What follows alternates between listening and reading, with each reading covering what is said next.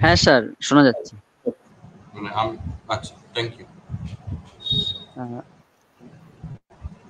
নমস্কার হ্যাঁ, তো সকলকে, শুভ সন্ধ্যা।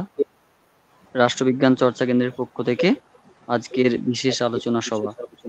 আমি অধ্যাপক দেবাশিস মিত্র মহাশয়কে আজকের আলোচনাটি শুরু করার জন্য বলছি।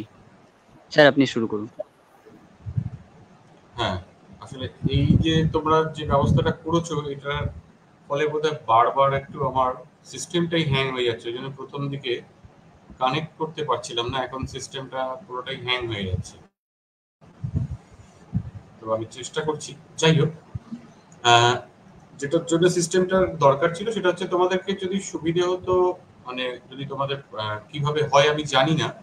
তো আমার একটা স্লাইড শো করা ছিল, তো স্লাইড শোটা কি কোনো রকম ভাবে সেটাকে দেখানো যাবে?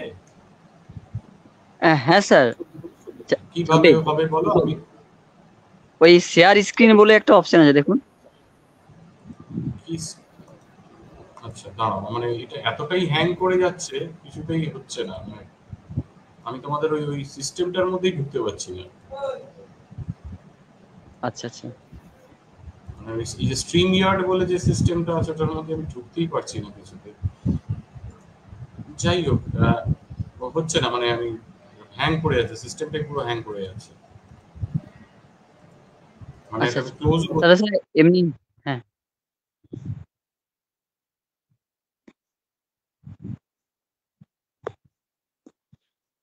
স্যার, এখনই আসছেন।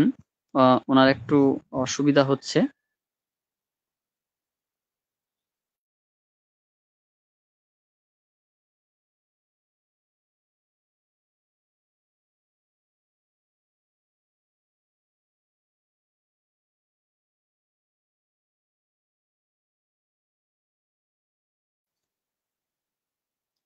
তো রাষ্ট্রবিজ্ঞান চর্চা কেন্দ্রের পক্ষ থেকে সকলকে শুভ সন্ধ্যা। আজকে আমাদের যে আলোচনা ছিল সেটা হচ্ছে the role of mixed methods in political science research, integrating qualitative and quantitative approaches. Speaker আছেন অধ্যাপক দেবাশিস মিত্র মহাশয়। তিনি ডায়মন্ড হারবার ওমেন্স ইউনিভার্সিটির রাষ্ট্রবিজ্ঞান বিভাগের অধ্যাপক। তার লাইনটা মানে কিছু কারণবশত কেটে গেছে। উনি কিছুক্ষণ পরেই জয়েন করছেন। আপনারা একটু অপেক্ষা করুন, তারপরেই আমাদের আজকের আলোচনাটি শুরু হবে।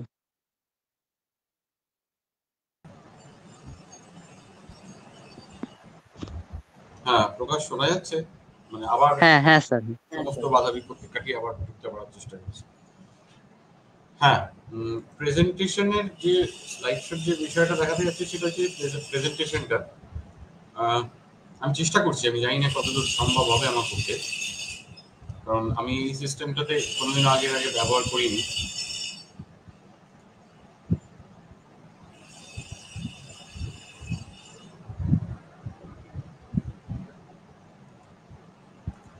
স্যার, প্রেজেন্টেশনটা না হলে এরকম আহ, মানে শুরু করতে পারেন। এটা কি হয়েছে দেখো তো, এবার এবার কি হচ্ছে? আহ, মানে না আমার এখনো স্ক্রিন তো দেখা যাচ্ছে?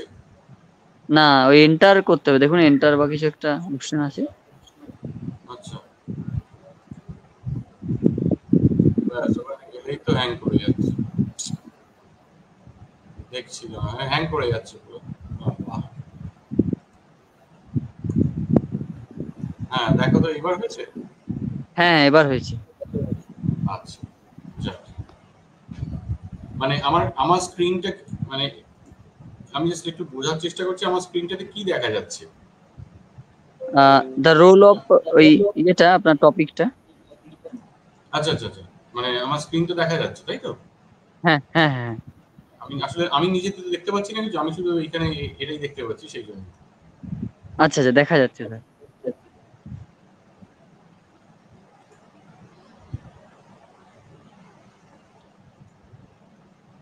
এই তো, মানে আমি স্ক্রিন চেঞ্জ করলে দেখা যাচ্ছে তো? হ্যাঁ হ্যাঁ হ্যাঁ। আচ্ছা,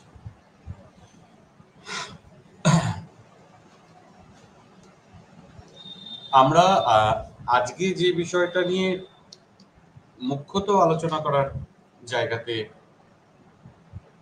এসেছি সেটা হচ্ছে যে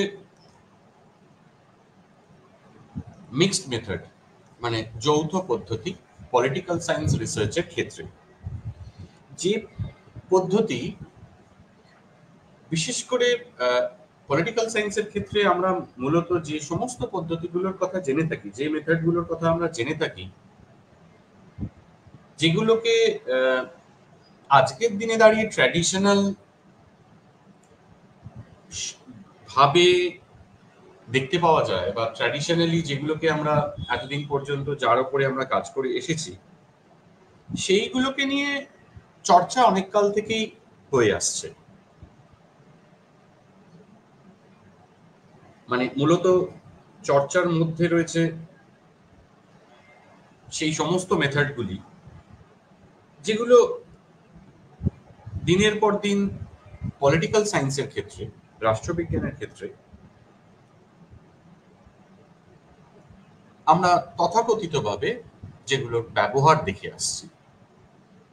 কিন্তু এর বাইরেও বিহেভিয়ারাল মুভমেন্টের পরবর্তীকালে, মানে আমি বিহেভিয়ারাল মুভমেন্টের 1940s, 50s, 60s এই দশকটার কথা বলছি, এবং তার পরবর্তী দশকের ক্ষেত্রে 1970s, 80s এবং 90s এই তিনটে দশক যদি আমি ধরি, তার পরবর্তীকাল ক্ষেত্রে ওয়েস্ট মানে পাশ্চাত্যে বিভিন্ন ধরনের পদ্ধতিকে, মানে সায়েন্টিফিক পদ্ধতিকে পলিটিক্যাল সায়েন্স এবং সোশ্যাল সায়েন্সে ব্যবহার করা শুরু হয়। কিন্তু এখন প্রশ্নটা হচ্ছে কেন, কি কারণের জন্য? তাই আমরা চেষ্টা করব আজকের এই আলোচনার মধ্যে মিক্সড মেথড যেমন কি, কিভাবে ব্যবহার হয়, কোন পদ্ধতিগুলোকে ব্যবহার করি, তার সঙ্গে সঙ্গে এটাও অন্তত জানার চেষ্টা করব যে মিক্সড মেথড বা মিশ্র পদ্ধতি আমরা কেন ব্যবহার করে থাকি, কেন আমরা বলছি কথাটা মিক্সড।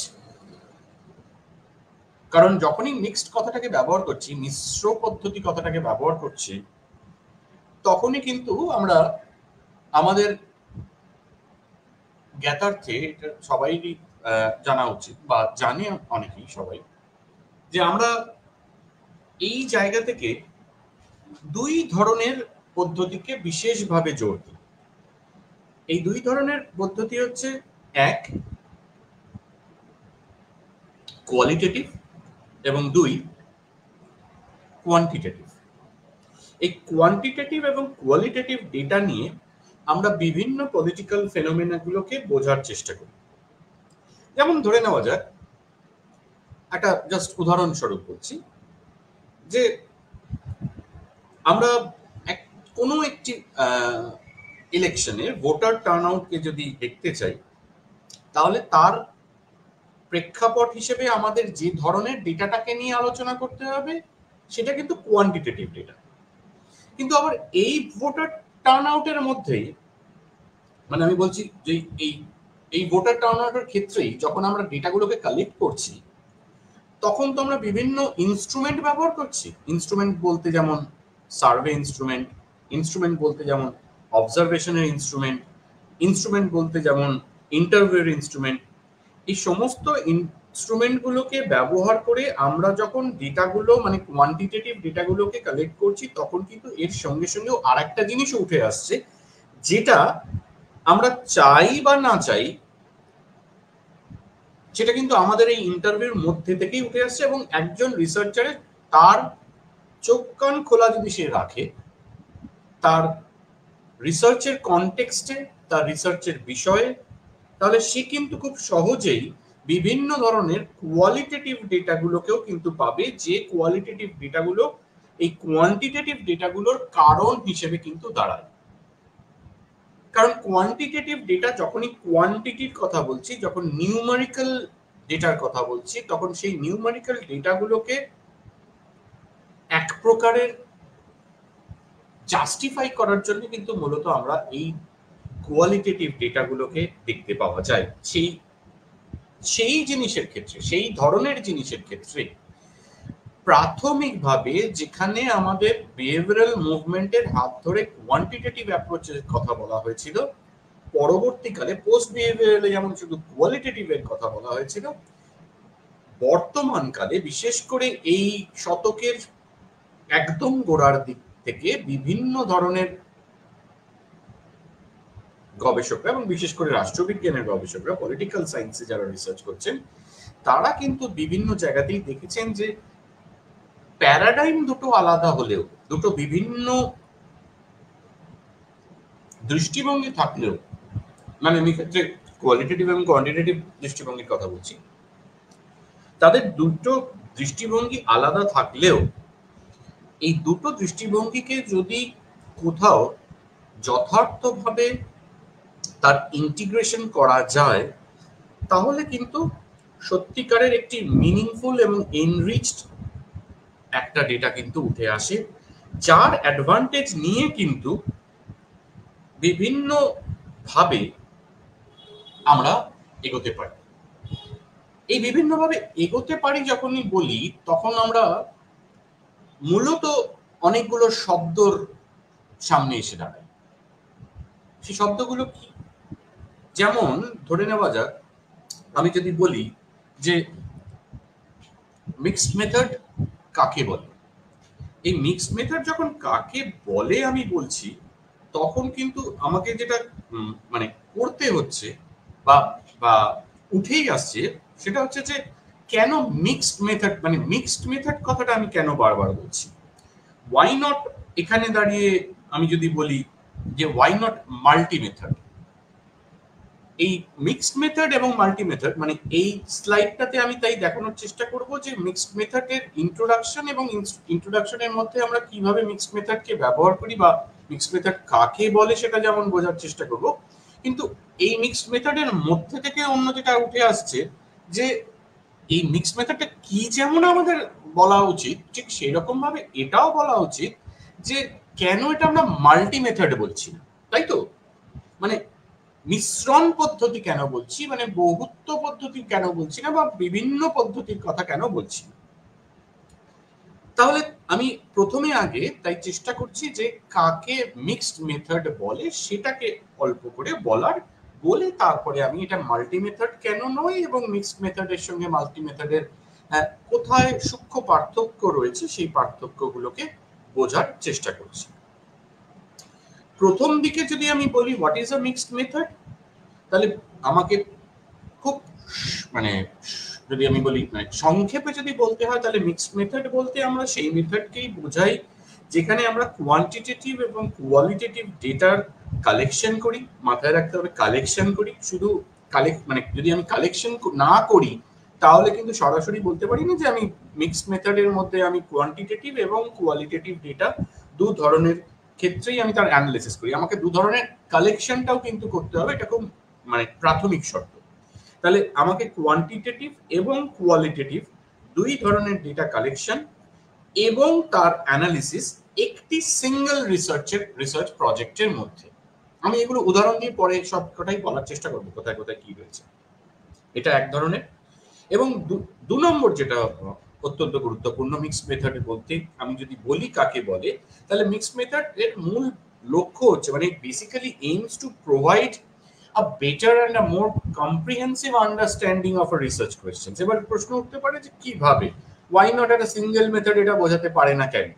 তাহলে বোঝাতে পারলেও সেটা কতটা সক্ষম হয়?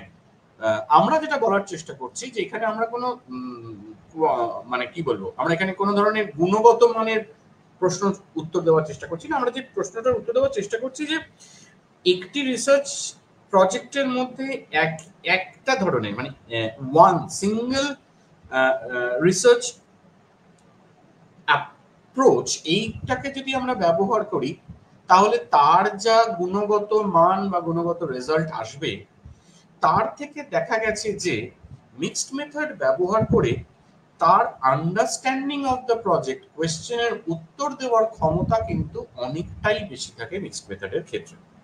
কারণ মিক্সড মেথড কিন্তু শুধুমাত্র, আমি আবার এখানে জোর দেওয়ার চেষ্টা করছি যে মিক্সড মেথড কিন্তু শুধুমাত্রই কোনো একটি জিনিসকে চয়েস করার ব্যাপার নয়। মানে একটি জিনিস বলতে কোনো একটি পদ্ধতিকে চয়েস করার ব্যাপার নয়। একটি পদ্ধতি বলতে শুধুমাত্র সংখ্যাকে চয়েস করার ব্যাপার নয়। মানে আমি সংখ্যাগত ভাবে কোনো একটি প্রজেক্টকে যদি বোঝাতে চাই তাহলে সেটাও শুধুমাত্র চয়েস করার ব্যাপার নয়। অথবা কোনো একটি ন্যারেটিভের মাধ্যমেও যে আমি একটি প্রজেক্টকে আমি বোঝার চেষ্টা করব, একটি গবেষণাকে প্রশ্নের উত্তর দেওয়ার চেষ্টা করব, সেটাও নয়। এটা কিন্তু খুব বিচক্ষণ ভাবে, মানে খুব স্ট্র্যাটেজিক্যালি এটাকে কিন্তু একটা কম্বাইন্ড এফেক্ট বলা হচ্ছে, যে কম্বাইন্ড এফেক্টের মধ্যে আমি দুটো পৃথিবীরই তাদের যে ভালো গুণগুলো আছে সেটাকে লেভারেজ করার চেষ্টা করছি বা সেটাকে নেওয়ার চেষ্টা করছি।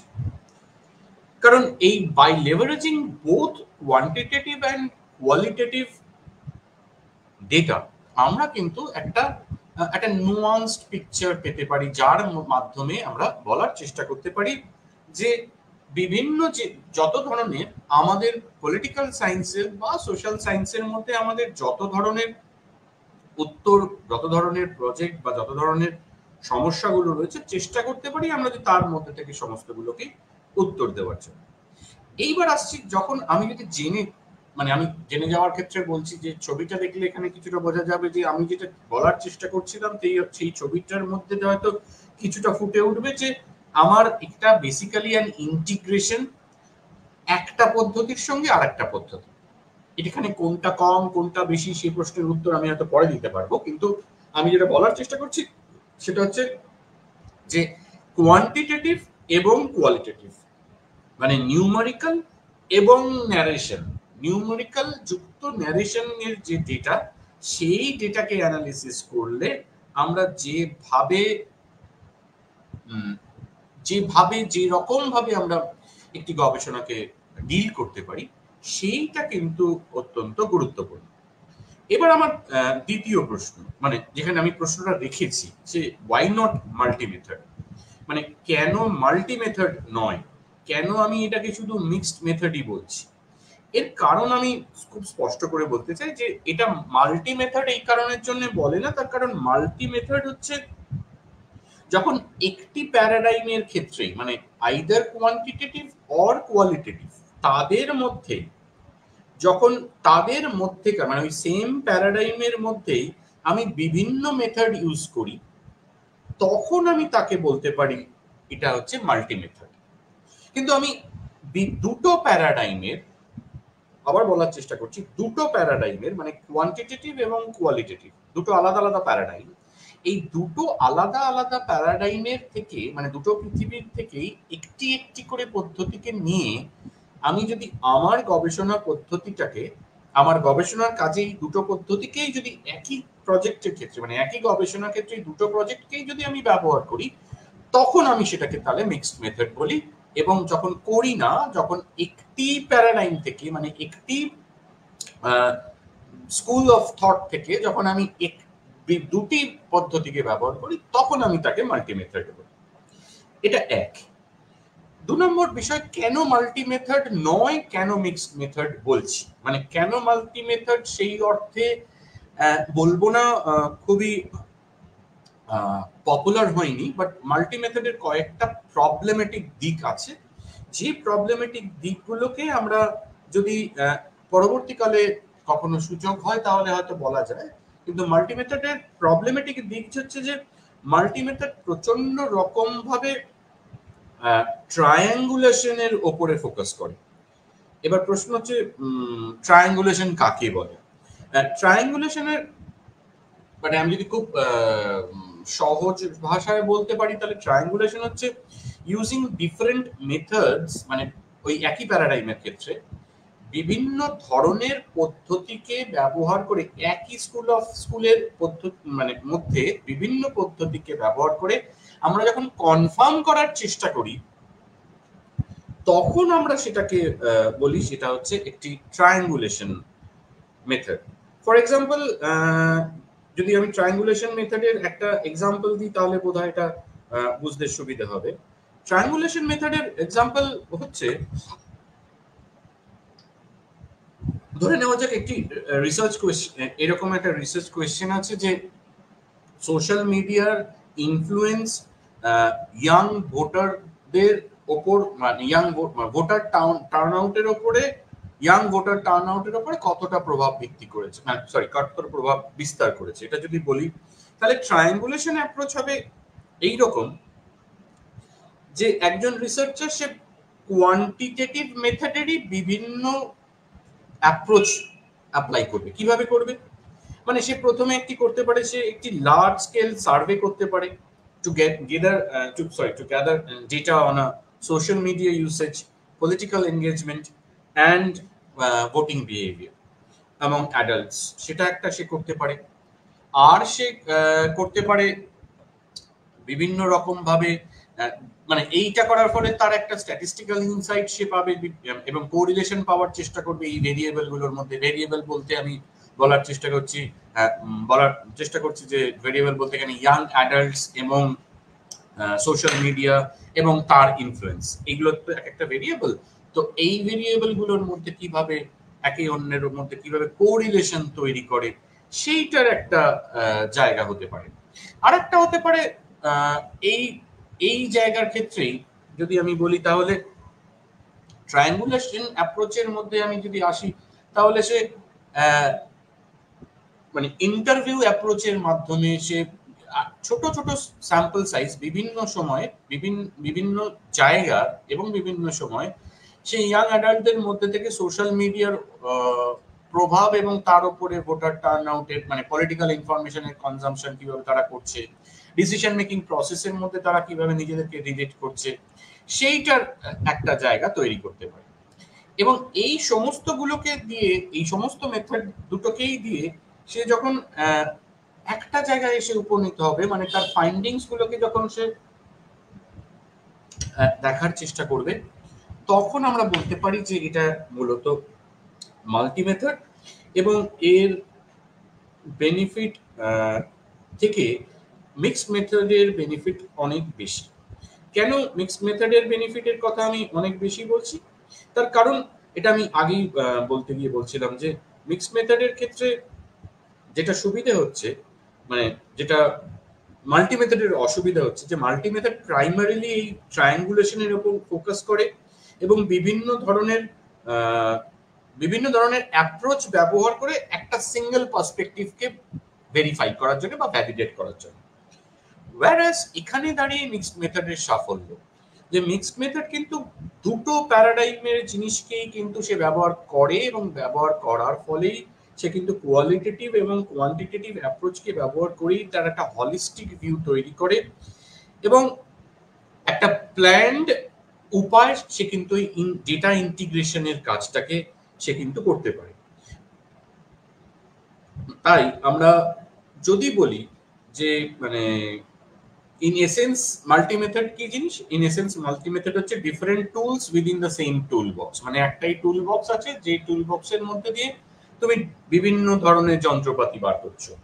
কিন্তু মিক্সড মেথড হচ্ছে অনেকগুলো যন্ত্রপাতির বাক্স রয়েছে, আমি একটা বাক্স থেকে একটা যন্ত্র তুলে নিলাম, অন্য বাক্স থেকে আরেকটা যন্ত্র তুলে নিলাম, অন্য আরেকটা বাক্স থেকে আরো মানে 3 নম্বর যন্ত্রটা তুললাম।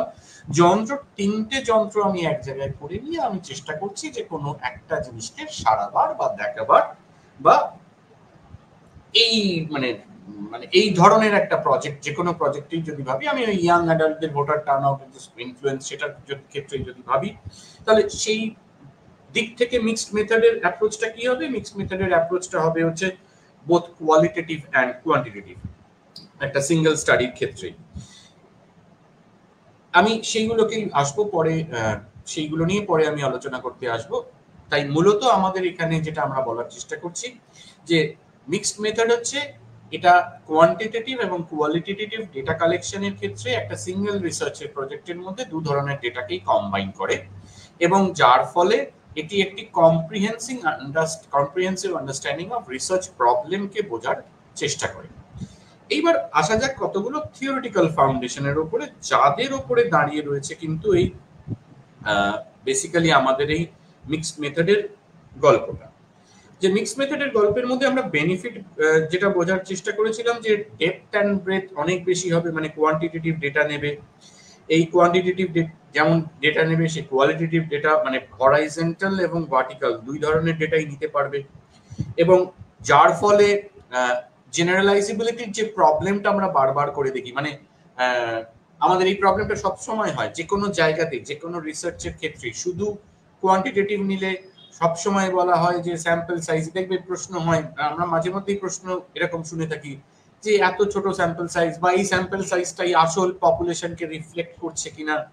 এই যে জেনারেলাইজেবিলিটির যে প্রবলেম, সেই প্রবলেমটা কিন্তু অনেকাংশেই কিন্তু সহজ হওয়ার চেষ্টা করে বা সহজ করে আমাদের এই কোয়ান্টিটেটিভ অ্যাপ্রোচ এবং কোয়ালিটেটিভ অ্যাপ্রোচের দুই পৃথিবীকে যদি আমরা মেশাবার চেষ্টা করি বা ইন্টিগ্রেশন করার চেষ্টা করি। আমি বারবার করে এই ইন্টিগ্রেশনটার উপর এই কারণে আমি ফোকাস করছি, কারণ এই ইন্টিগ্রেশনটার মধ্যেই রয়েছে, মানে এটা এইরকম নয় যে আমি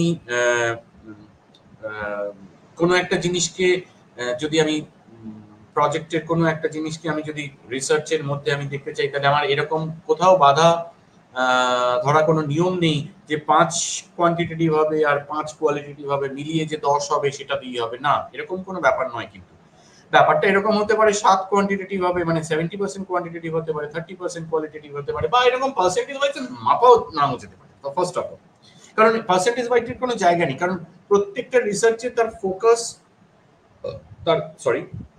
তার কনটেক্সট এগুলো সম্পূর্ণভাবেই আলাদা, এবং রিসার্চের ফোকাসটা কনটেক্সট আলাদা হয় বলেই কিন্তু আমাদের এখানে আমরা কোয়ান্টিটেটিভ কতটা আর কোয়ালিটেটিভ কতটা দুটোকেই আমরা কিন্তু বোঝার চেষ্টা করি। ফর এক্সাম্পল, এরকম অনেক জায়গাতেই আছে যেখানে আমি অল্প ছোট স্যাম্পল সাইজের কথা জানি, সে ছোট স্যাম্পল সাইজ নিয়েছে, কিন্তু ছোট স্যাম্পল সাইজে মানে 60 জন, 70 জন, 80 জন, আমি একটা ইউনিভার্সিটির একটা রিসার্চের ক্ষেত্রে জানি একজন করছে, সে খুব ছোট অল্প স্যাম্পল সাইজ নিয়েছে, 80 জনের মতন স্যাম্পল সাইজ নিয়েছে, যেটা খুবই কম সেই দিক থেকে, মানে হয়তো আসে না।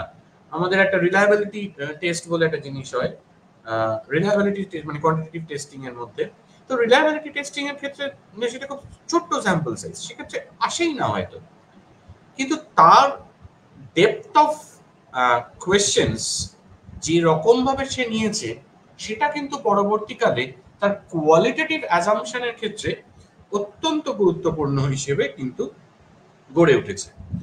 সেই কারণের জন্যই আমরা বোঝার চেষ্টা করি, সেই জন্যই আমি এটা রেখেছি বা রাখার চেষ্টা করেছি যে আমাদের বেসিক ফিলোসফিক্যাল আন্ডারস্ট্যান্ডিংটা কি।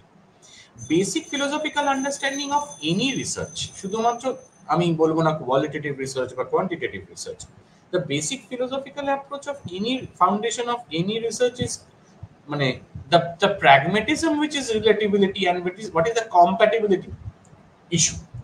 Because when you say that the philosophical understanding, মানে যখন আমি যে কোনো রিসার্চের ফিলোসফিক্যাল আন্ডারস্ট্যান্ডিং যখন বোঝার চেষ্টা করি, তখন আমি এটা বলার চেষ্টা করি যে আমি এক্স্যাক্টলি কি খুঁজতে চলেছি, কিভাবে খুঁজতে চলেছি, সেই জায়গা থেকে দাঁড়িয়ে আমি যদি বলার চেষ্টা করি, তাহলে এই জিনিসটা উঠে আসে, মানে প্র্যাগম্যাটিজমের দিক থেকে যদি আমি বলি, তাহলে এই জিনিসটা উঠে আসে যে আমি আমার রিসার্চটাকে কিভাবে এগিয়ে নিয়ে যাব এবং আমার থিসিসের সঙ্গে সেটা কতটা কম্প্যাটেবল হবে।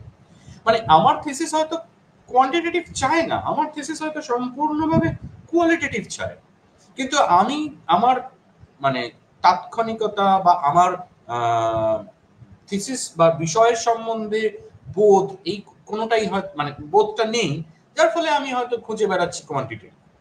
ওয়ারাস উল্টোটা হতে পারে যে আমার থিসিসের বিষয়টা সম্পূর্ণভাবে কোয়ালিটেটিভ আর আমি করে বেড়াচ্ছি কোয়ান্টিটেটিভ, ও বা উল্টোটা ইন ইদার কেসেস।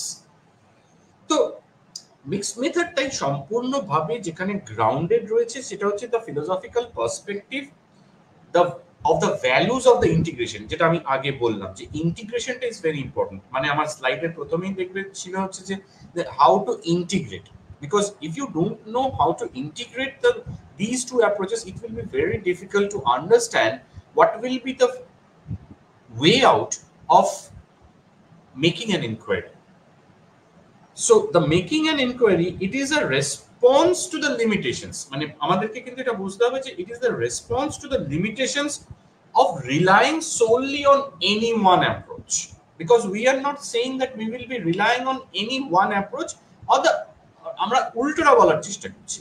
আমরা যেটা বলার চেষ্টা করছি যে আমরা দুটো পৃথিবীকে এক করছি, তার মানে দুটো পৃথিবীকে এক করছি মানে আমি দুটো পৃথিবীর বাইরে থেকে বা দুটো পৃথিবীর ভালো জিনিসগুলোকে নিয়ে আমি ইন্টিগ্রেট করার চেষ্টা করছি। তাহলে ফিলোসফিক্যাল আন্ডারস্ট্যান্ডিংটা কিন্তু সেটাই আমার থাকতে হবে যে এটা কিন্তু একটা response to the limitation of relying solely on quantitative or qualitative method, মানে রেসপন্স হচ্ছে কিন্তু তাই জন্যই কিন্তু আমি দুটোকে নিচ্ছি, মানে আমি দুটো জায়গা থেকেই হয়তো তার কোনো না কোনো সমস্যা হয়েছে সেই কারণের জন্যই বললাম। সেই জন্যই দ্য ফার্স্ট বেসিক আন্ডারস্ট্যান্ডিং হচ্ছে প্র্যাগম্যাটিজম।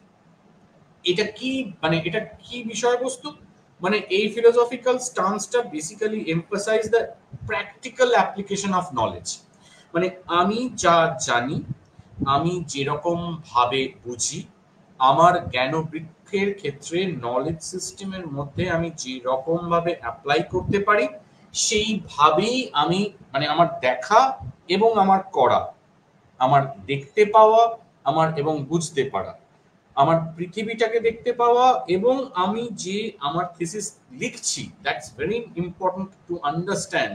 আমি যে থিসিসটা লিখছি, আমার প্রজেক্টের থিসিস হতে পারে, আমার পিএইচডি ডিগ্রির থিসিস হতে পারে, যে থিসিসটাকে লিখছি, যে হাইপোথিসিসটা কনস্ট্রাক্ট করছি, যে রিসার্চ কোয়েশ্চেনটা কনস্ট্রাক্ট করছি, সেটা কি আদৌ এই মানে বাস্তবের মাটিতে সম্ভব? মানে এমন অনেক রিসার্চ কোয়েশ্চেনস আছে যেগুলো বাস্তবের মাটিতে সম্ভব নয়, ইম্পসিবল, মানে সেটা যে কোনো অ্যাপ্রোচ দিয়েই হবে না, হতে পারে না কখনো, কিন্তু অনেকেই আছে যারা করে থাকে, তাতে আমার কোনো আপত্তি নেই। কিন্তু আমি যেটা বলার চেষ্টা করছি যে এই মিক্সড মেথডের সব থেকে বড় গুণ হচ্ছে যে মিক্সড মেথডের ক্ষেত্রে তার বেসিক ফিলোসফিক্যাল আন্ডারস্ট্যান্ডিংটা হচ্ছে pragmatism, because mixed methods align with pragmatism by focusing on using multiple methods, যেটা সেই কারণের জন্যই বললাম ওই মাল্টি মেথড কথাটা, সেই জন্যই হচ্ছে যে multiple methods of two different paradigms to address the real world problem, মানে বাস্তবিক জীবনে যে যে সমস্যাগুলো আমরা দেখতে পাই এবং তার যে তার যে ইউজফুল সলিউশন গুলো আছে সেগুলোকে যদি জেনারেট করার জন্য হয়, সেই জেনারেট করার ক্ষেত্রে কিন্তু আমাদের এই ধরনের মিক্সড মেথডের ব্যবহার কিন্তু অত্যন্ত গুরুত্বপূর্ণ এবং করা উচিত। তাহলে এখন প্রশ্ন হচ্ছে যে তাহলে কি আমরা হিস্টোরিক্যাল অ্যানালিসিস, হিস্টোরিক্যাল রিসার্চ এগুলো করতে পারি না? আমার মানে ব্যক্তিগত মতামত হচ্ছে যে না, করতে পারি। কারণ এখানে আমার সঙ্গে অনেকেই হয়তো এই বিষয়ে একমত নাও হতে পারে, কিন্তু আমি ব্যক্তিগত মতামত মানে ভাবি যে একটা মিক্সড মেথডের মধ্যে অন্তত কিছু শতাংশ হলেও তার একটি কোয়ান্টিটেটিভ অ্যানালিসিস থাকতে হবে এবং তার সঙ্গে অবশ্যই কিছু না কিছু কোয়ালিটেটিভ গুণাগুণও কিন্তু বজায় রাখতে হবে। একটি পৃথিবী দিয়ে হবে না। তাই হিস্টোরিক্যাল রিসার্চ মূলত তার কন্টেন্ট অ্যানালিসিস, তার টেক্সট রিডিং বা টেক্সচুয়াল অ্যানালিসিস, এখন তো বিভিন্ন সফটওয়্যারের মাধ্যমেও হচ্ছে, তো সেই সমস্ত গুলোকে দিয়ে যদি আমরা করতে পারি তাহলে কিন্তু হিস্টোরিক্যাল অ্যানালিসিস শুধুমাত্র কিন্তু ওই কোয়ালিটেটিভ ডেটা অ্যানালিসিসের মধ্যেই থেকে যায়, কোয়ান্টিটেটিভ কিন্তু খুব কম আসে। যদিও বা আমি এখানে একটা বড় প্রশ্ন রাখছি যে যদিও বা রিসেন্টলি, আমি বলছি এটা 2017 থেকে 19 মধ্যে ল্যাঙ্কাশায়ার ইউনিভার্সিটি তার একটি ল্যাঙ্কস বলে একটি টেক্সট রিডার কে তারা ডেভেলপ করেছে, যেখানে তারা এই কন্টেন্ট অ্যানালিসিস গুলোকেও কিন্তু কোয়ান্টিটেটিভ মানে সাংখ্যিকভাবে সংখ্যার দ্বারা কিন্তু তারা এটাকে মাপার চেষ্টা করছে। যাই হোক, এখান থেকে দাঁড়িয়ে আমাদের নেক্সট যে পর্যায়টা আসে যে রিয়েলিজম, এই পার্সপেক্টিভটা is very important for mixed method, কারণ এই পার্সপেক্টিভটার মধ্যে দিয়ে আমরা যেটা রিয়েলিস্ট, যে কোনো আইআর এর থিওরিতে রিয়েলিস্ট বলি বা যে কোনো থিওরিতে রিয়েলিজম যখনই বলি তখনই আমরা অ্যাজিউম করে নিই যে একটা অবজেক্টিভ রিয়েলিটি আছে, যেটা কিন্তু মূলত দুটি মাধ্যমেই কিন্তু আমরা দেখতে পাবো, মানে বোথ কোয়ান্টিটেটিভ এবং কোয়ালিটেটিভ, দুটির মাধ্যমেই কিন্তু আমরা এটাকে দেখতে পাই। এবং এই মিক্সড মেথডেই মাধ্যমেই একজন গবেষক কিন্তু তার যে বাস্তববাদী যে স্টান্স, সেই স্টান্সটাকে কিন্তু সে নিতে পারে। তার কারণ এই বাস্তববাদী স্টান্সের মধ্যে দিয়ে সে বোঝার চেষ্টা করে যে বিভিন্ন যে সামাজিক ঘটনা, সেই সামাজিক ঘটনাগুলো কেন ঘটে, কি জন্য ঘটে এবং কিভাবে ঘটে। তাই শুধুমাত্র একটি পৃথিবী দিয়েই বোঝা সম্ভব নয়, তাই বাস্তববাদী বা রিয়েলিস্ট হিসেবেও এটার কিন্তু একটা ফিলোসফিক্যাল বা থিওরিটিক্যাল আন্ডারস্ট্যান্ডিং রয়েছে। তৃতীয়টা হিসেবে বলবো যে কনস্ট্রাকটিভিজম। এই পার্সপেক্টিভটা অ্যাকনলেজ, মানে this perspective that acknowledges that knowledge is socially constructed.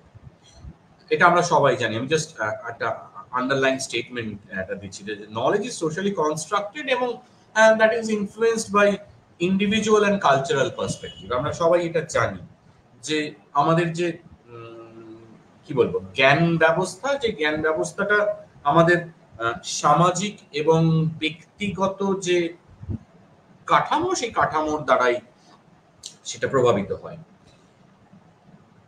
তাই আমরা মিক্সড মেথডের মধ্যে আমরা কনস্ট্রাকটিভিস্ট প্রিন্সিপাল এই কারণের জন্যই রাখার চেষ্টা করি যে এই কনস্ট্রাকটিভিস্ট প্রিন্সিপালের মধ্যে যদি আমরা এই মিক্সড মেথডের মধ্যে দিয়ে আমরা কনস্ট্রাকটিভিজম বা কনস্ট্রাকটিভিস্ট প্রিন্সিপালটা দেখতে পাই, যেখানে শুধু আমার বক্তব্য নয়, ভালো করে বোঝার চেষ্টা করা যেতে পারে যে যদি আমি শুধু কোয়ান্টিটেটিভ নিই, তাহলে যেটা উঠে আসে যে আমি যেভাবে কোয়েশ্চেন ইয়ারটা তৈরি করেছি, সেই কোয়েশ্চেনিয়ারের ভিত্তিতে, কারণ আমার কোয়েশ্চেনিয়ারের ভুল ভ্রান্তির জন্য, মানে আমি নিজে কোয়েশ্চেনিয়ার ঠিক করে করতে পারিনি, তাই সেই ভুল ভ্রান্তির জন্য ডেটাটা আমার এমন ভাবে কালেক্টেড হয়েছে যার স্কেল অফ অ্যানালিসিস, যদি আমি টার্ম ব্যবহার করি যে যার স্কেল অফ অ্যানালিসিস হচ্ছে স্কিউড, মানে কোনো একদিকে একটু বায়াসড, তাহলে সেই ধরনের ফোকাসটা হয়ে যায়। আবার যদি শুধুমাত্র আমি কোয়ালিটেটিভ করি, তাহলে আমার ইনডেপথ ভার্টিক্যাল ডেটার মাধ্যমে আমি হয়তো ট্রু পপুলেশন রিপ্রেজেন্টেশন পেলাম না, মানে যেটা প্রবলেম, মানে যেটা মানে কোয়ালিটেটিভের মূল প্রবলেম, ট্রু পপুলেশন রিপ্রেজেন্টেশন না পাওয়া। তাহলে এই দুটো পৃথিবীর দুটো ঝামেলার কারণের জন্যই কনস্ট্রাকটিভিজমের মধ্যে দিয়ে আমরা দেখতে চাই যে ব্যক্তি হিসেবে, আমি রিসার্চার হিসেবে আমার যদি ভুল হয়েও থাকে, আমি প্রথমে ভুলটা বলছি, আমার যদি কোয়েশ্চেনিয়ারের মধ্যে কোথাও ভুল হয়েও থাকে, তাহলে কিন্তু তার একটা বলবো ক্রস চেক বা ব্যালেন্স কিন্তু আমাকে কোয়ালিটেটিভ করে দেবে, যেখানে আমি ভার্টিক্যালি যখন আমি আমার প্রশ্নের মধ্যে দিয়ে যে ডেটাটাকে পাবো, তার একটা কিন্তু পার্সপেক্টিভ তৈরি করবে, যেটা আমাকে ধরিয়ে দেবে যে আমার কোয়ান্টিটেটিভ কোথাও ভুল আছে কি না।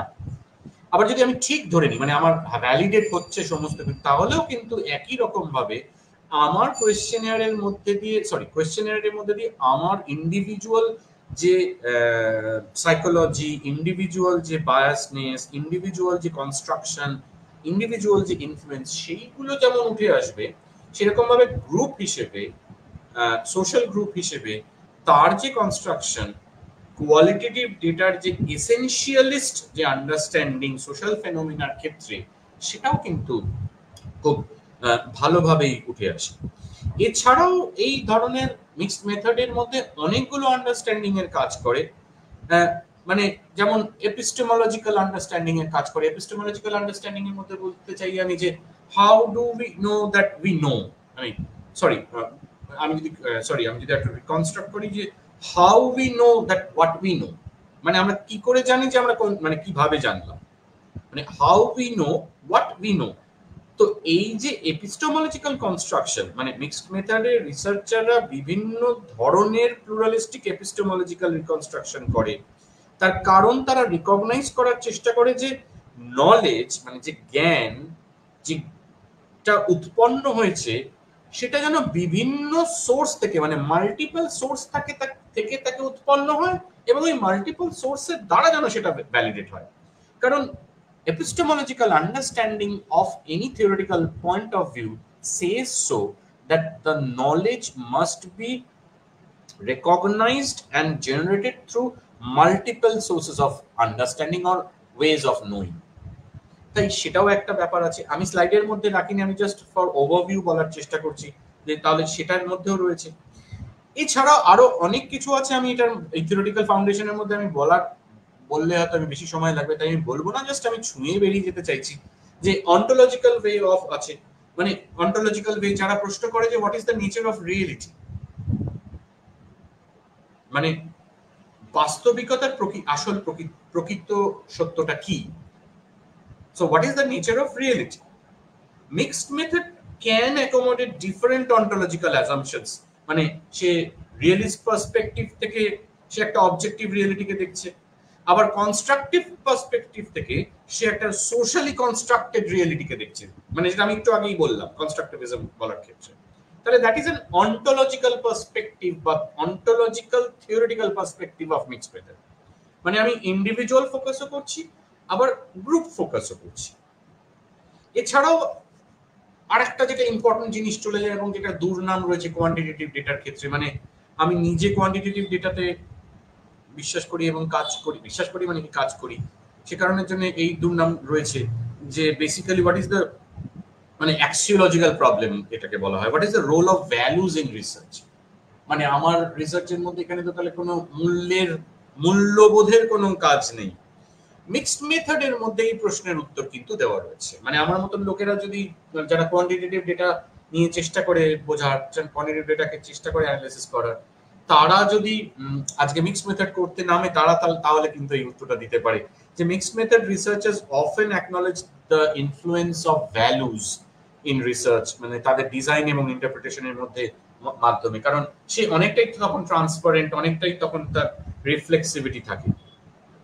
তাই ইন এসেন্সে আমি বলতে পারি যে মিক্সড মেথড রিসার্চ তাই বিভিন্ন ধরনের ফিলোসফিক্যাল স্টান্সের, মানে একটা প্লুরালিজমকে সে এমব্রেস করে।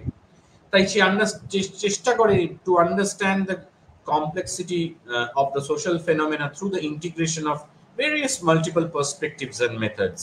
তাই এটা বেসিক্যালি আমি যেটা দিয়ে শুরু করেছিলাম বলা, যে এটা basically it's a response to the limitations of the single method approaches and a commitment to generating some kind of a knowledge. এবার আমি যেখানে আসার চেষ্টা করছি যে what is the benefits of mixed method research এর মধ্যে। এই বেনিফিটটা রয়েছে যেটা আমি আগের ক্ষেত্রে বললাম যে মানে খুবই মানে এটি গুরুত্বপূর্ণ জায়গা, সেটা হচ্ছে যে the triangulation। আগেই আমি বলেছি ট্রায়াঙ্গুলেশনের ক্ষেত্রে আমি ট্রায়াঙ্গুলেশনটাকে আরো বিস্তারিতভাবে বলবো না, তার কারণ ট্রায়াঙ্গুলেশনের মধ্যে দিয়ে আমি ভেরিফাই করছি এবং স্ট্রেনথেন করছি আমরা বিভিন্ন অ্যাপ্রোচে, মানে একটি অ্যাপ্রোচকে অন্য আরেকটি অ্যাপ্রোচকে দিয়ে আমি তাকে ভেরিফাই করছি এবং ভ্যালিডেট করছি ট্রায়াঙ্গুলেশন।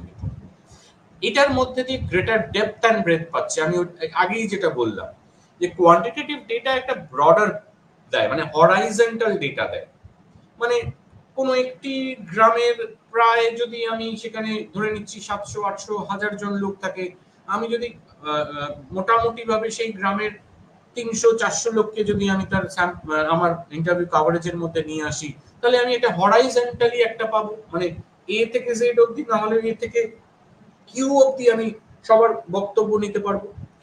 whereas কোয়ালিটেটিভ ডেটা চেষ্টা করে যে এই হরাইজন্টাল না নিয়ে ভার্টিক্যাল নিতে। ভার্টিক্যাল নেওয়ার ডেটাটা নেওয়ার মানেটা কি? ভার্টিক্যাল ডেটাটা নেওয়ার মানে হচ্ছে যে একদম কোরে যেতে, আমি হয়তো এ থেকে জেড বা কিউ অবধি গেলাম না, আমি এ থেকে ডি অবধি থাকলাম, কিন্তু এই এ বি সি ডি এই চারজনের একদম খুব মানে ওভারঅল তার যে এস্টিমেশন, সেই ওভারঅল এস্টিমেশন তাকে বিভিন্ন সময় দেখে, বিভিন্ন জায়গায় দেখে, বিভিন্ন ভাবে দেখে, বিভিন্ন রকম ভাবে তার সঙ্গে কথা বলে, বিভিন্ন আলোচনা করে, ইনফরমালি ফর্মালি যত রকম ভাবেই হোক, তার পেছনে যে ওয়াই রয়েছে, মানে আমরা বোঝার চেষ্টা করি যে এই কোয়ালিটেটিভের মধ্যে যে ওয়াই আছে কেন, মানে নাম্বারগুলোর পেছনে কি কারণ থাকতে পারে, যেটা আমাকে কোয়ালিটেটিভ দেয়। কোয়ান্টিটেটিভ তো খুব স্বাভাবিকভাবেই তার নাম্বার দেয় এবং একটা ব্রডার পিকচার দেয়, কিন্তু এই ব্রডার পিকচারে মানে কাহিনীকে পিছে কি হয়, মানে পেছনে কি আছে, সেটা জানার জন্য এই ওয়াই এর পেছনের জন্য কিন্তু আমাদের জায়গাগুলো দরকার পড়ে। তাই দরকার পড়ে বলেই আমরা আগেই বললাম যে জেনারেলাইজেবিলিটি, যেটা আমাদেরকে কিন্তু অত্যন্ত গুরুত্বপূর্ণ হয়ে ওঠে এই জেনারেলাইজেবিলিটি আমরা কিভাবে করতে পারি। এই জেনারেলাইজেবিলিটি মানে কোনো একটা জিনিসকে সাধারণীকৃত কিভাবে করতে পারি, মানে স্পেসিফিক না থেকে। কারণ যখনই আমরা স্পেসিফিক থাকি তখনই আমাদের ক্ষেত্রে কিন্তু ক্রিটিকটা অত্যন্ত রকম ভাবে চলে আসে, যে তুমি তো এইটুকুনি এই দুজনকে দেখেছো, এরকম তো হতে পারে আরো 8 জন, 10 জনের মধ্যে আরো 8 জন তো অন্য রকম নাই হতে পারে, বা দুজনকে দেখাচ্ছে তুমি 6 জনকে দেখেছো, 4 জন তো অন্য কথা বলতেই পারে, বা অন্য সময় অন্য কথা বলতে পারে, বা অন্য সময় অন্য কথার অন্যরকম পার্সপেক্টিভ নিয়ে আসতে পারে, কারণ after all it's a human psychology. তাই স্পেসিফিক থেকে জেনারেলাইজ করাটা রিসার্চের যেহেতু আরেকটু কাজ, মানে আমরা ইন্ডাকটিভ মেথডের ক্ষেত্রে এখন তো অনেকটা অ্যালাইন, তাই মানে আমি লকিয়ান মেথডের কথা বলছি, সেই মেথডের ক্ষেত্র থেকে যখনই আমরা অ্যালাইন হয়ে যাই তখন আমরা চেষ্টা করি এই জেনারেলাইজেবিলিটিটাকে কতটাকে ইমপ্রুভ করা যায়। কারণ আফটার অল আমাদের লক্ষ্য থাকে যে একটা ওয়াইডার পপুলেশনের ক্ষেত্রে যেন আমাদের এই ফাইন্ডিংস তাকে অ্যাপ্লাই করা যায়। That's the basic objective of it. And if that basic objective gets fulfilled, then as a researcher, as a topic, as a theory, as a thesis, whatever you say, সেটা কিন্তু অনেকাংশেই fulfil হয়। তো these are the benefits of the methods. এই methods এর মধ্যে আমাদের কতগুলো কি বলবো টাইপস আছে, যে টাইপস গুলোকে আমরা চেষ্টা করি নেওয়া। যেমন যদি আমি বলি যে মানে যেরকম স্ক্রিনে দেখা যাচ্ছে যে কনভার্জেন্ট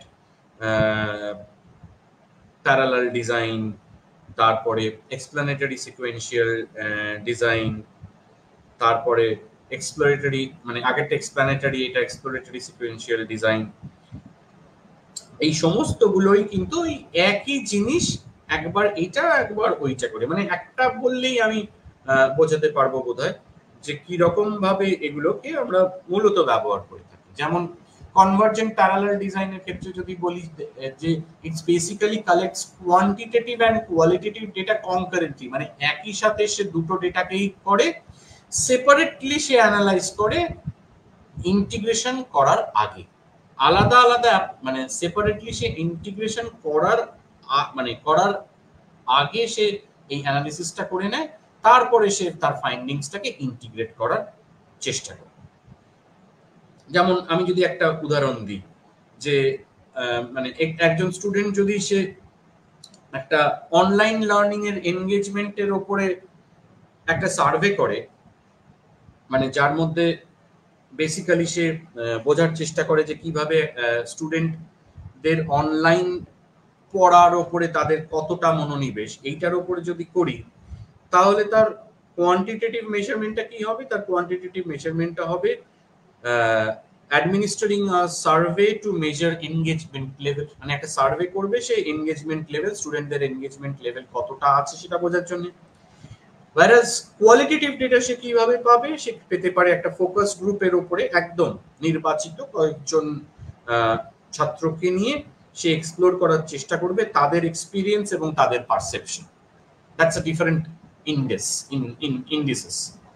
তাহলে এই ইন্ডিসেসটা হবে হচ্ছে তখন আমার কোয়ালিটেটিভ ডিজাইন।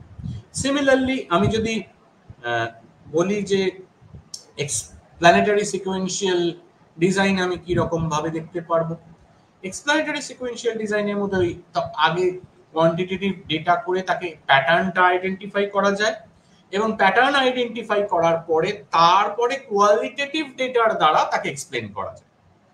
বোঝাতে পারলাম? মানে কোয়ান্টিটেটিভ ডেটা দিয়ে প্রথমে প্যাটার্নটা আইডিয়া মানে করে নিলাম। একটু আগে যেটা আমি বলছিলাম যে একজন ইউনিভার্সিটির 80 জন ছাত্র নিয়ে করছিল, সে এই এক্সপ্লানেটরি সিকোয়েন্সিয়াল ডিজাইনটা করছে, যেখানে সে একটা প্যাটার্ন আইডেন্টিফাই করছে কোয়ান্টিটেটিভ ডেটা দিয়ে, এবং তারপরে ওই কোয়ান্টিটেটিভ ডেটার মধ্যে থেকেই, মানে ওই একই ধরনের সার্ভে অ্যাডমিনিস্ট্রেশনের মধ্যেই তার কোয়ালিটেটিভ ডেটাও তোলা আছে, সেটা দিয়ে যে প্যাটার্নটাকে এক্সপ্লেন করার চেষ্টা করছে।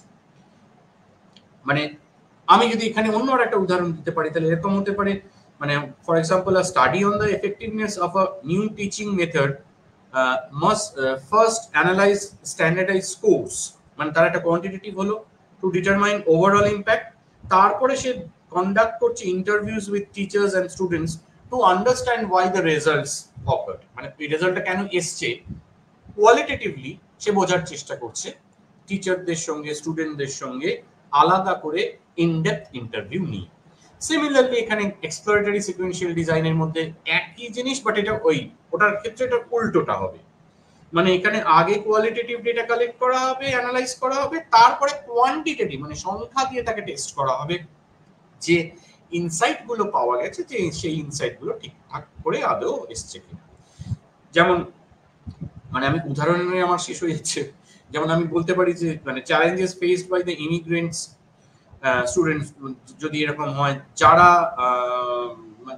তাদের ওপর যদি হয় মানে তারা কি কি চ্যালেঞ্জ ফেস করে, এটা যদি আমার একটা রিসার্চ এরিয়া হয়, তাহলে প্রথমে যেটা দেখার চেষ্টা হয় যে তারা একটা ফোকাস গ্রুপের উপরে কি ইস্যু নিয়ে, মানে কিছু গুরুত্বপূর্ণ বিষয় নিয়ে তারা যদি ফোকাস গ্রুপের উপরে একটা কোয়ালিটেটিভ অ্যানালিসিস করে, কোয়ালিটেটিভ ডেটা জেনারেট সেট করে, সেখান থেকে একটা ইনসাইট পায়, পর্যবেক্ষণ পায়, তারপরে তাকে স্নোবল স্যাম্পলিং ইত্যাদির মাধ্যমে যদি কোয়ান্টিটেটিভ ডেটার মাধ্যমে তাকে যদি টেস্ট করা যায়, তাহলে আমি তখন বলতে পারি that's an exploratory sequential design. সেরকম ভাবে এমবেডেড ডিজাইনের মধ্যেও আছে, মানে one type of data quantitative আর কোয়ালিটেটিভ। এই যে বলছিলাম 70-30-60-40 কোনটা হবে, and this is the example of it, যে কোনটা বেশি যাবে, মানে কোনটা ডমিনেন্ট থাকবে, আর আরেকটা যেটা এমবেডেড থাকবে with the other embedded within it, সেইটা ডিপেন্ড করছে রিসার্চারের উপরে। রিসার্চার কোনটাকে ইন্টিগ্রেট করবে, কোনটাকে ডমিনেন্ট রাখবে সেটা। সুতরাং এই জায়গাটা মানে বেসিক্যালি কোয়ালিটেটিভ ডেটার সঙ্গে কোয়ান্টিটেটিভ ডেটার ক্ষেত্রে ইন্টিগ্রেশনটা হয়, অথবা উল্টোটাও হতে পারে। এটা নিয়ে আলাদা করে মানে সেরকম কিছু নেই, মানে এটা পুরোপুরি ভাবে রিসার্চের কনটেক্সট স্পেসিফিক। সুতরাং এইগুলোর ছাড়াও আমরা আরো জানি মানে নেস্টেড ডিজাইন, ট্রান্সফরমেটিভ ডিজাইন ইত্যাদি। যাই হোক, এখন আমরা যেটা দেখার চেষ্টা করছিলাম, মানে দেখার চেষ্টা করব বা বলার চেষ্টা করছি, যে সেটা হলো যে একটা যদি আমরা এরকম উদাহরণ নিই যে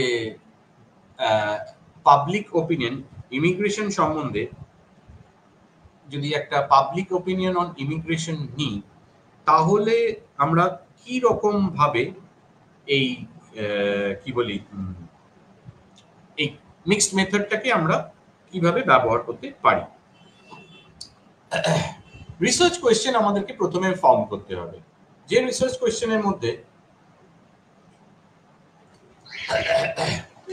যদি এরকম একটা রিসার্চ কোয়েশ্চেন আমরা ফর্ম করি যে how do public attitudes towards immigration policies differ across socio economic demographics, মানে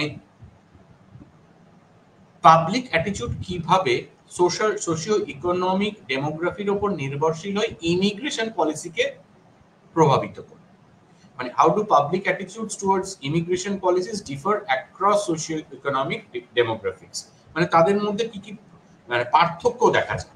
সোশিও ইকোনমিক ডেমোগ্রাফিতে যদি চেঞ্জ হয়, তাহলে পাবলিক অ্যাটিটিউড ইমিগ্রেশন পলিসির উপরে মধ্যে কোনো পার্থক্য দেখা যায় কিনা, এবং বা দেখা গেলে কিভাবে দেখা যায়। এইটা যদি আমাদের রিসার্চ কোয়েশ্চেন আমরা এরকম ভাবে ফর্ম করি, তাহলে আমাদের কোয়ান্টিটেটিভ ডেটা আমরা কিভাবে পাবো। কোয়ান্টিটেটিভ ডেটা আমরা সার্ভে করতে হবে, মানে ফার্স্টে আমাকে কোয়েশ্চেনার সেট করতে হবে, কোয়েশ্চেনারের মধ্যে আমাকে একটা পাইলট স্টাডি করতে হবে, সেই পাইলট স্টাডিটার মধ্যে দিয়ে যদি কোনো কোয়েশ্চেনারের সমস্যা থাকে, তাহলে সেই কোয়েশ্চেনারকে আমাকে চেঞ্জ করতে হবে। চেঞ্জ করার পরে যখন আমার ফাইনাল কোয়েশ্চেনার দাঁড়াবে, সেই ফাইনাল কোয়েশ্চেনার নিয়ে আমি একটা কোয়ান্টিটেটিভ ডেটা সেট তৈরি করব, যে কোয়ান্টিটেটিভ ডেটা সেটের মাধ্যমে আমার সার্ভের যারা রেসপন্ডেন্ট থাকবে তাদের আমাকে বিভিন্ন ধরনের যে demographic socio economic demographic data set আছে, সেই ডেটা সেটটাকে আমাকে তৈরি করতে হবে। এবার এইটাকে করার জন্য আমাকে প্রথমে কি করতে হবে, আমাকে একটা লার্জ স্কেল, আমি যখনই বলছি সার্ভে, তখন আমাকে একটা লার্জ স্কেল সার্ভে করতে হবে to assess public opinion on immigration policies, এবং ডাইভার্স স্যাম্পল অফ রেসপন্ডেন্টস হতে হবে। এই ডাইভার্স স্যাম্পল অফ রেসপন্ডেন্টস আমরা কিভাবে পাই, সেটা আমাদের ওই স্যাম্পলিং চয়েস ইত্যাদি গুলোর মধ্যে হবে, যেটা আমার এখানে বলার বিষয় নয়। তো সেই জায়গাগুলোকে আমাদেরকে স্পষ্ট করতে হবে, কারণ সেখানে যদি আবার কোনো সমস্যা থেকে যায়, তাহলে কিন্তু আমার ওই যেটা বলছিলাম কোথাও না কোথাও স্কিউড হয়ে যেতে পারে, রিলায়েবিলিটির সমস্যা আসতে পারে, ফ্যাক্টরের সমস্যা আসতে পারে। তো তাই কোয়ান্টিটেটিভ ডেটার ক্ষেত্রে আমাকে এই লার্জ স্কেল সার্ভেটাকে কিন্তু অত্যন্ত খুব নিখুঁতভাবে তৈরি করতে পারে, এবং সেই জন্য পাইলট প্রজেক্টের কথা বলছিলাম, যেখানে diverse sample of respondents are very important. ডাইভার্সটার উপরে আমি জোর দেওয়ার চেষ্টা করছি। সেই চেষ্টা করার মূল উদ্দেশ্য কি? সেই চেষ্টা করার মূল উদ্দেশ্য হচ্ছে টু কালেক্ট ডেমোগ্রাফিক ডেটা, যেমন age, gender, income, education, ethnicity, এবং আরেকটা কি, মানে যে আরেকটা হচ্ছে আমার মেজারমেন্ট অ্যাটিটিউড, বা to measure the attitude towards immigration. এই এই ধরনের অ্যাটিটিউড, পারসেপশন, আইডিয়া, বিহেভিয়ার, এগুলো যখনই আমরা মেজার করি তখন আমরা অনেক কিছু, আমাদের হাতে অস্ত্র রয়েছে। মূলত আমি সহজ করে বোঝার জন্য মূলত যেটা আমরা ব্যবহার করে থাকি সেটা হচ্ছে আমরা একটা আইটেম বলি, আমরা আইটেম মাপার, স্কেল অফ আইটেম। এই স্কেল অফ আইটেম মাপার একটা জিনিস পাওয়া যায়, সেটাকে বলি আমরা লাইকার্ট স্কেল। এই লাইকার্ট স্কেল, আইটেম এবং অন্যান্য, আমি বলছি না শুধু এইটাই, এছাড়াও আছে লাইকার্ট স্কেল এবং আরো অন্যান্য অ্যাপ্রোপ্রিয়েট স্কেল গুলোকে ব্যবহার করে আমরা মূলত এই মেজার, মানে two measure the attitude, perception, এগুলোকে আমরা কিন্তু করতে পারি।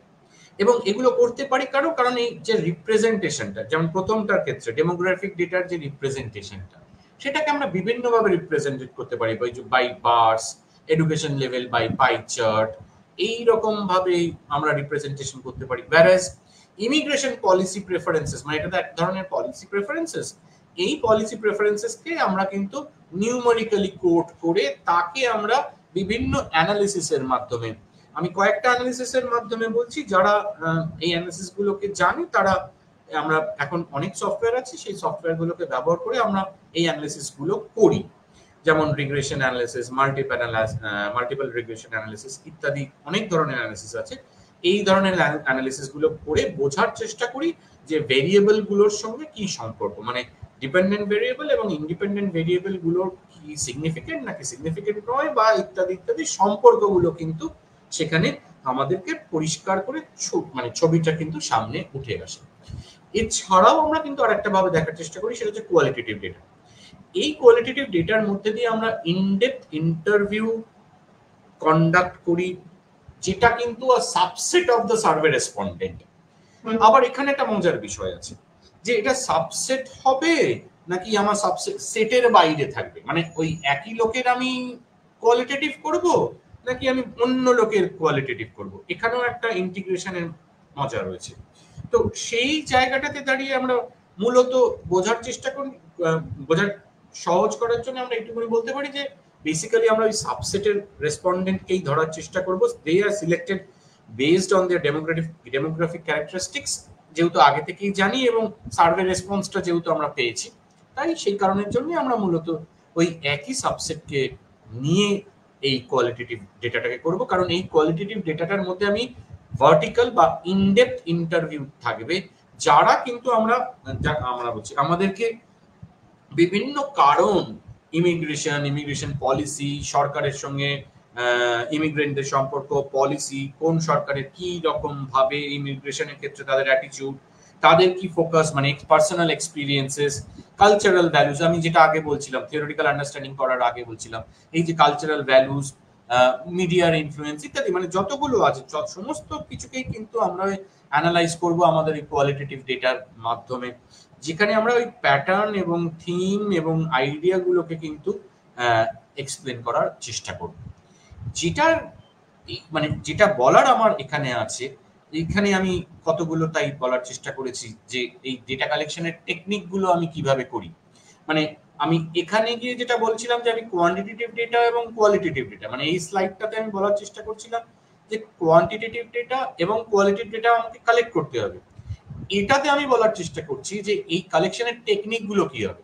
মানে কোয়ালিটেটিভ ডেটার ক্ষেত্রে কিন্তু আমি ওই জন্য লিখছি যে আমার সেখানে ওই যে focus group, interviews, case study ইত্যাদির ক্ষেত্রে, আবার কোয়ান্টিটেটিভ ডেটার ক্ষেত্রে কিন্তু আমার সার্ভে, স্ট্যাটিস্টিক্যাল অ্যানালিসিস, এইগুলো কিন্তু এক্সপেরিমেন্টস, এইগুলো কিন্তু আমার ডেটা কালেকশনের মূল টেকনিকের মধ্যে থাকে, যেগুলোর মধ্যে দিয়ে আমি বিভিন্ন সময় বিভিন্ন রকম ভাবে আমি যখন অ্যানালিসিস করি, মানে এই জায়গাটা কিন্তু এবার গুরুত্বপূর্ণ ফর মিক্সড মেথড, কারণ যখনই আমি ওই টাইপস অফ মিক্সড মেথড, মানে আমি এই যে জায়গাটাকে বললাম যে এই যে টাইপ যখন করছি, তখন কিন্তু আমি বারবার করেই বলার চেষ্টা করছি দুটো পৃথিবী এক জায়গায় থাকলেও তাদের কোথাও না কোথাও কিন্তু প্যারালাল রাস্তা চললেও কোথাও না কোথাও তাদের একটা জায়গায় এসে মিলছে বা দেখা হচ্ছে। সেই দেখা হওয়াটার নামই কিন্তু ইন্টিগ্রেশন।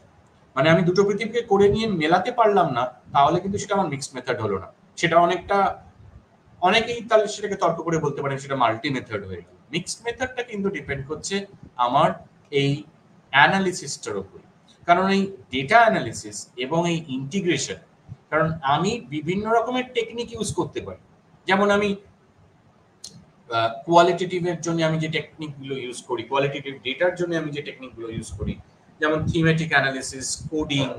কোয়ান্টিটিভের জন্য যে সমস্ত আমি অ্যানালিসিস কোয়ান্টিটিভ ডেটার জন্য যেগুলো করি, মানে statistical analysis, deductive inferences, deductive analysis, এই যে যেগুলো করে থাকি, রিগ্রেশন যেগুলো একটু আগে বললাম, এই যেগুলো করে থাকি, তো দুটো পৃথিবী দুটো আলাদা আলাদা ভাবে চলছে। ইন্টিগ্রেশনটা আমি কিভাবে করব? Because integration is very much important, because without integration you will not be able to understand তুমি কি পেলে। মানে আমার যদি দুটো পৃথিবী আলাদা আলাদা উত্তর দেয়, কোথাও কি জয়েন্ট ডিসপ্লে করা যায়, কোথাও কি ট্রান্সফর্ম করা যায়, কোথাও কি ন্যারেটিভ ইন্টিগ্রেশন করা যায়, এইটা কিন্তু ইজ ভেরি ইম্পর্টেন্ট। এটা কিন্তু মানে practice will make you a perfect. এবার এই ইন্টিগ্রেশনের ফাইন্ডিং গুলো করার জন্য আমি আগে বলি অস্ত্রগুলো। বাঁদিকের স্লাইডটাতে যেটা দেখা যাচ্ছে সেটা হচ্ছে যে ইন্টিগ্রেশনের যে মানে অস্ত্রগুলো কিভাবে আমরা ব্যবহার করব। মানে যেটা বলার, মানে আমি কোয়ালিটেটিভের ক্ষেত্রে যেন এনভিভো, ম্যাক্স টিউডার, এরা কোয়ালিটেটিভ অ্যানালিসিস করে। আগে যেটা বললাম ল্যাংস কোয়ালিটেটিভ করে। আর কোয়ান্টিটেটিভের ক্ষেত্রে অনেকেই আমরা নাম জানি, এসপিএসএস, আর স্টুডিও যেটাকে বলি, স্টাটা, এগুলোকে আমরা ব্যবহার করি কোয়ান্টিটেটিভ অ্যানালিসিস ক্ষেত্রে। মিক্সড মেথডের ইন্টিগ্রেশনের ক্ষেত্রে কিন্তু কিউডিএ মাইনার বলে একটা সফটওয়্যার পাওয়া যায়, একটু দামি এখন, কিন্তু এইটা কিন্তু অত্যন্ত মানে খুব সুন্দর, মানে এত সুন্দর যে আমাকে পরিষ্কার ছবির মতন একদিকে ছবি এবং একদিকে গল্পর মতন করে কিন্তু দেখিয়ে দেয়। মানে আমি ওই স্লাইডটাতে তাই দেখাবার চেষ্টা করেছি যে বাঁদিকের ওই বড় স্লাইডটার মধ্যে একদিকে লাইন দেওয়া রয়েছে, ওটাই গল্পের মতন, আর বাঁদিকেরটায় ওই স্ট্যাটিস্টিক্যাল অ্যানালিসিস গ্রাফ টুলস এর মতন করে ছবি দিয়ে বোঝার চেষ্টা করছি। এই জিনিসের মতনই কিন্তু আসে। কিভাবে আসে, কেন আসে? তার কারণ ন্যারেটিভ ইন্টিগ্রেশন করে, মানে কিভাবে ডিসক্রাইব করে কোয়ালিটেটিভ এবং কোয়ান্টিটেটিভ রেজাল্ট, তারা কোথায় কনভার্জ করছে, কোথায় ডাইভার্জ করছে, এবং তার সঙ্গে সঙ্গে তারা ডেটাকে ট্রান্সফর্ম করে। মানে both converting, they convert the qualitative data into quantitative data or the vice versa. এবং তার একই সাথে সাথে জয়েন্ট ডিসপ্লেও সম্ভব হয়, টেবলস, গ্রাফস ইত্যাদির মাধ্যমে ইন্টিগ্রেটেড ডেটাটাকে সে চেষ্টা করে বোঝাবার। তাহলে আমি যদি আগের যে এক্সাম্পলটাতে ছিলাম, এই যে এক্সাম্পলটাতে ছিলাম যেখানে আমি বলার চেষ্টা করছিলাম যে পাবলিক ওপিনিয়ন অন ইমিগ্রেশন, এখানে আমি দেখার চেষ্টা করছি, সেই জন্য আমি এটাতে বলিনি ইন্টিগ্রেশনের কথাটা, আমি আবার ফিরে আসলাম এখানে ইন্টিগ্রেশন কথাটা বলার জন্য, যে আমরা আমাদের এই ফাইন্ডিংস এর ইন্টিগ্রেশন এই প্রজেক্ট বা এই থিসিসটার জন্য আমরা কিভাবে করতে পারি, যে মানে আমাদের যে ফাইন্ডিংস হবে সেটাকে আমরা কিভাবে ইন্টিগ্রেশন করব।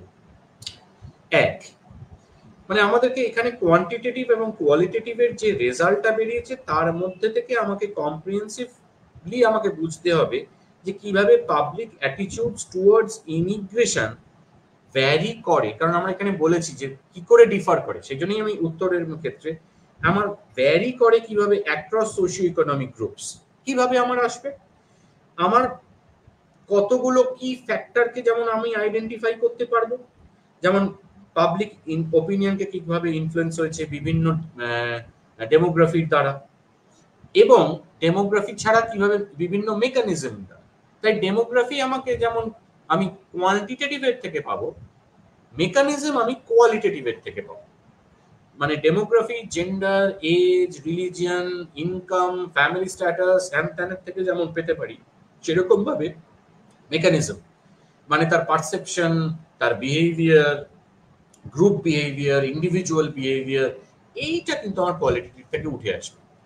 আবার কোয়ালিটেটিভ থেকে যেমন এই দিক থেকে উঠে আসবে, সেরকম কোয়ান্টিটেটিভ থেকে অন্য দিক থেকে উঠে আসবে যে বিভিন্ন গ্রুপের বিভিন্ন বিহেভিয়ার গুলো কিরকম হয়েছে। তাই ইন্টিগ্রেশন এখানে আমার সম্ভব হবে যদি আমি এখানে ডেটাটাকে, আমার কোয়ালিটেটিভ ডেটাটাকে আমি ট্রান্সফর্ম করতে পারি, কোয়ান্টিটেটিভ ডেটাটাকে আমি যদি ট্রান্সফর্ম করতে পারি। আরেকটা আমি চেষ্টা করেছি এখানে, যে যেটা আমি আগেই বলছিলাম, যে ইম্প্যাক্ট অফ সোশ্যাল মিডিয়া কিভাবে পাবলিক ওপিনিয়নের ওপরে প্রভাব ফেলে। তো সেটাকে দাঁড়িয়ে আমি যদি করার চেষ্টা করি যে কিভাবে আমি করব, আমি রিসার্চটাকে কিভাবে এগিয়ে নিয়ে যাব,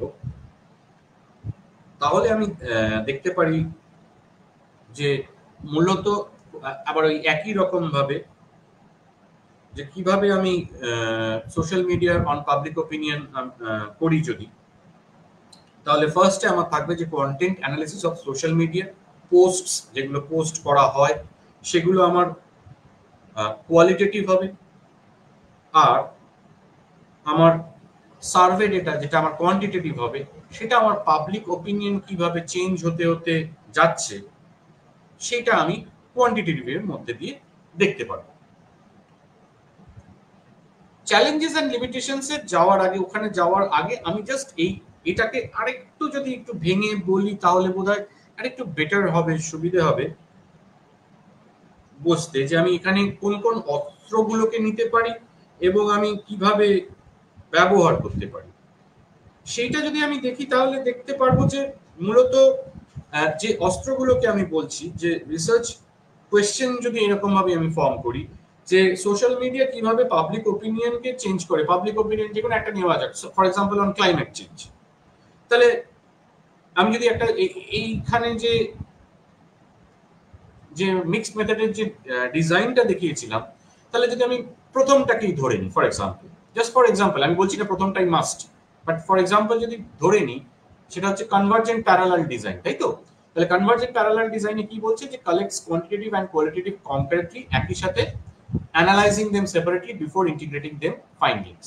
তাহলে সেই দুটোকে যদি আমি দেখি তাহলে আমি কি দেখতে পারবো, আমি দেখতে পারবো যে আমাকে প্রথমে তাহলে কি মানে আমি দুটো কিভাবে করব, যে কন্টেন্ট অ্যানালিসিস করব। আমি বিভিন্ন সোশ্যাল মিডিয়ার পোস্ট, যেমন ওই এক্স হ্যান্ডেল যেটা আগে টুইটার ছিল, ফেসবুক পোস্ট, ইনস্টাগ্রাম পোস্ট, ইউটিউবের ভিডিওতে কমেন্ট, এই সমস্ত রিলেটেড টু ক্লাইমেট চেঞ্জ, এবং আইডেন্টিফাই করার চেষ্টা করব কি থিমস গুলো, মূল থিমস গুলো কি আছে, সেন্টিমেন্ট গুলো কিভাবে প্রকাশিত হচ্ছে, কোথা থেকে ইনফরমেশন আমার সোর্স গুলো আসছে, বেশিরভাগ সোর্স গুলো, এটা হচ্ছে আমার কন্টেন্ট অ্যানালিসিস।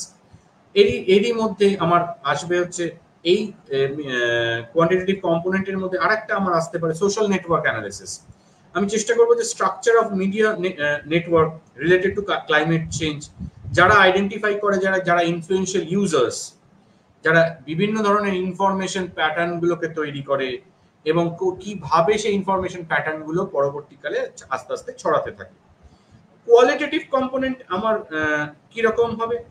কোয়ালিটেটিভ কম্পোনেন্ট একদম ইনডেপথ গ্রুপ ইন্টারভিউস, যেখানে আমি ইন্টারভিউ নেবো ডাইভার্স স্যাম্পলের ওপর সোশ্যাল মিডিয়া ইউজার্স যারা করে, তাদের perception of climate change, information on social media and the impact of social media, তাদের অ্যাটিটিউড, তাদের বিহেভিয়ার।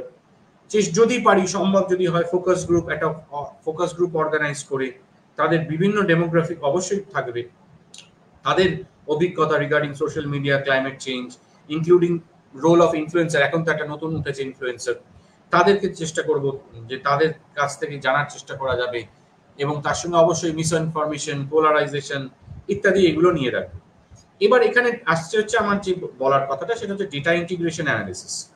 আমি কম্পেয়ার করার চেষ্টা করব, কন্ট্রাস্ট করার চেষ্টা করব ফাইন্ডিংস এর মধ্যে, both quantitative and qualitative data, এই identify the patterns and discrepancy.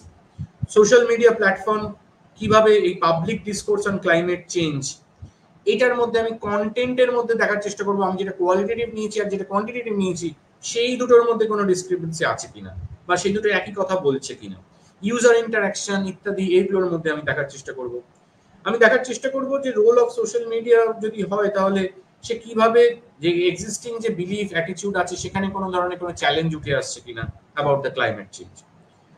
তো এই ধরনের কোয়ান্টিটেটিভ এবং কোয়ালিটেটিভ মেথডের মধ্যে কেস স্টাডির মাধ্যমে মানে সেটা কেস স্টাডিও হতে পারে একটা পার্টে, আমরা একটা কম্প্রিহেন্সিভ ভাবে সোশ্যাল মিডিয়ার যে influence on public opinion on climate change এবং সেটা কিভাবে কমপ্লেক্স জায়গা থেকে ইনফরমেশন, নেটওয়ার্ক, ইন্ডিভিজুয়াল বিলিফ তিনটেই কিভাবে একই রকম ভাবে ব্যবহার হচ্ছে সেটাকে আমরা চেষ্টা করতে পারি। Although it's a very sketchy one for a case study, but just to make an understanding যে কিভাবে কোয়ালিটেটিভ ইউজ হয়, কিভাবে কোয়ান্টিটেটিভ ইউজ হয়, সেটা আমরা দেখতে পারি। Now we come to the problem of the potential biases, and like every research approach, we have potential biases, and these biases are there, validity concern are there, এবং practical challenge তো অবশ্যই রয়েছে। Both in cases of মানে দুটো পৃথিবীর যেমন ভালো দিকগুলোও নেবো, আমরা ছাড়তে পারবো না দুটো পৃথিবীর খারাপ দিকগুলো।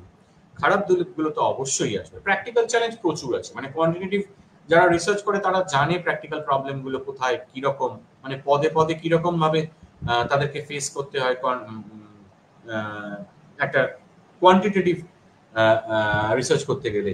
মানে both in case of resource, পয়সা কড়ি, অ্যাক্সেস মানে ডেটা অ্যাক্সেস, যাওয়া, পারমিশন পাওয়া ইত্যাদি, মানে বিভিন্ন রকমের বাস্তবিক সমস্যাকে করতে হয়। এবং সেইগুলোর জন্য বাস্তবিক সমস্যাগুলোকে ওভারকাম করার জন্য যে বিভিন্ন ধরনের স্ট্র্যাটেজি এবং সলিউশনস থাকে, এইগুলো হচ্ছে আমাদের এই মুহূর্তে দাঁড়িয়ে মিক্সড মেথডের, মানে আলাদা করে বলবো না মিক্সড মেথডের কোনো আলাদা কোনো চ্যালেঞ্জেস রয়েছে অ্যাপার্ট ফ্রম দ্য চ্যালেঞ্জ। যেটা আমার মনে হয়েছে যে চ্যালেঞ্জটা সব থেকে গুরুত্বপূর্ণ সেটা হচ্ছে যে দা মানে আমাদের পলিটিক্যাল সায়েন্সের ব্যাকগ্রাউন্ডে আমরা যারা, সোশ্যাল সায়েন্সের ব্যাকগ্রাউন্ডে যারা আমরা, তাদের নিউমেরিক্যাল একটা যে একটা ফিয়ার কাজ করে, একটা ভয় কাজ করে, এইটা তো একটা মানে পোটেনশিয়াল জায়গা। এইটা কিন্তু সফটওয়্যারের মাধ্যমে খুব সহজেই ওভারকাম করা যায় যদি আমরা চেষ্টা করি, এমন কিছু কিন্তু কঠিন জায়গা নয়। তো এই হচ্ছে আমার মোটামুটি ভাবে বলার বিষয়। তো এখানে এরপরে যদি কোনো প্রশ্ন থাকে, I will happy to answer.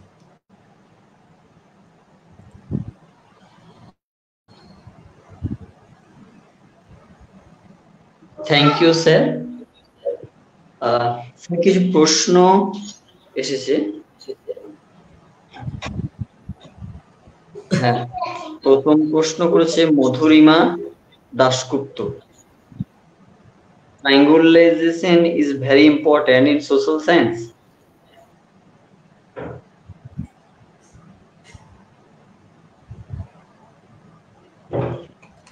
হ্যাঁ, আরেকবার একটু আচ্ছা লিখে দিয়েছো, থ্যাংক ইউ।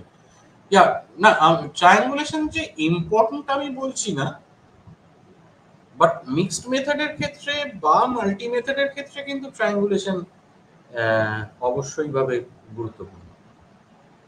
কারণ ট্রায়াঙ্গুলেশন না করলে তুমি মাল্টি মেথড বা মিক্সড মেথড কোনোটাই করে উঠতে পারছো না।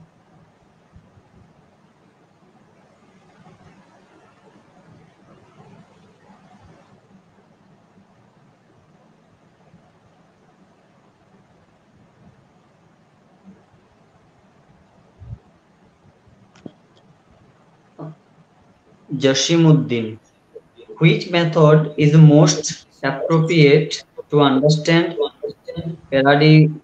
paradiplomacy, that is the role of states in shaping India's foreign policy?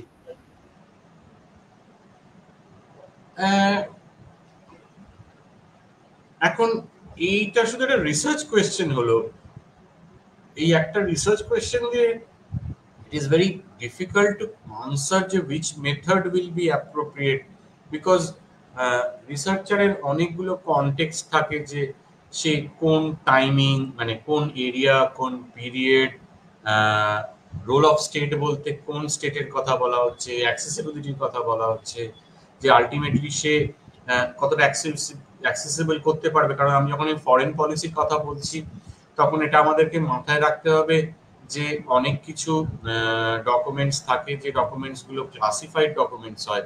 তাহলে ক্লাসিফাইড ডকুমেন্টস এর ক্ষেত্রে আমি যদি অ্যাক্সেসিবিলিটির জায়গাতেই না যেতে পারি, আমাকে যদি শুধু সেকেন্ডারি সোর্স দিয়েই করতে হয়, তাহলে আমার বেসিক্যালি আমি যেটা করবো, তাহলে সেকেন্ডারি সোর্স দিয়ে যদি করব, তাহলে তো আমার শুধুমাত্র যেটাকে আমরা বলি কন্টেন্ট অ্যানালিসিস, এই content analysis will be my appropriate method, মানে কোয়ালিটেটিভ মেথড, যার মধ্যে কন্টেন্ট অ্যানালিসিস পড়ে, টেক্সট অ্যানালিসিস পড়ে।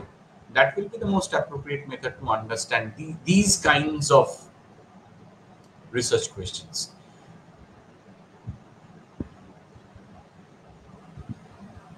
পরবর্তী প্রশ্ন, why use a mixed method approach in research? সেটা আমি আগেই বললাম কেন আমি করব, তার কারণ আমি দুটো পৃথিবীরই কোয়ান্টিটেটিভ এবং কোয়ালিটেটিভের ক্ষেত্রে আমি দুটো জায়গাতেই দেখেছি যে কোথাও প্রত্যেকটা জায়গাতেই যদি আমি সিঙ্গুলারিটি রাখি বা সিঙ্গুলার অ্যাপ্রোচ রাখি, তাহলে এখানে কিছু সমস্যা তৈরি হয়। কিছু সমস্যা বলতে তার নিজস্ব প্রত্যেকটা অ্যাপ্রোচেরই কিছু একটা তার নিজস্ব প্রবলেম থাকে, প্রবলেম এরিয়া আইডেন্টিফাইড হয়ে গেছে already for political science and social science. সেই প্রবলেমেটিক এরিয়াগুলোকে ওভারকাম করার জন্যই আমরা মূলত মিক্সড মেথড অ্যাপ্রোচকে আমাদের রিসার্চের মধ্যে নিয়ে আসি।